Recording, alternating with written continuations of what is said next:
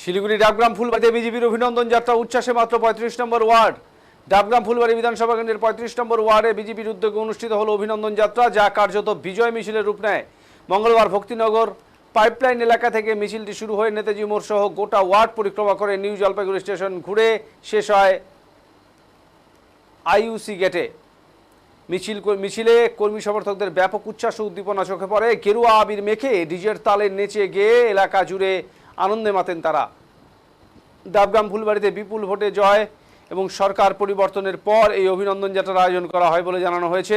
এদিন এলাকার বিধায়িকা শিখা চ্যাটার্জিকে সংবর্ধনা জানানো হয়, পাশাপাশি সাধারণ মানুষকে ধন্যবাদ জ্ঞাপন করেন দলীয় কর্মী সমর্থকেরা। মিছিলে উপস্থিত ছিলেন বিশ্বজিৎ শাহ ওরফে বাবু, বিমান সাহা, ৩ নম্বর মণ্ডলের সভাপতি তাপস শাহ সহ অন্যান্য বিজেপি কর্মী সমর্থকেরা।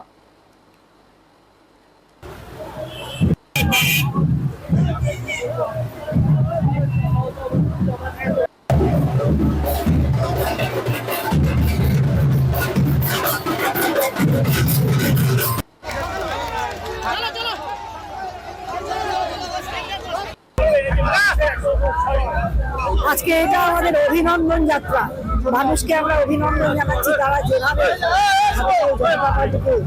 ক্ষমতায় নিয়ে এসেছে, মানুষের যে দয়া, মানুষের কৃপা, মানুষের ইচ্ছা, তাদেরকে প্রাধান্য দিয়ে তাদেরকে অভিনন্দন জানাচ্ছি। সাধারণ মানুষকে বলছি আপনাদের ধন্যবাদ জানাচ্ছি, আপনাদের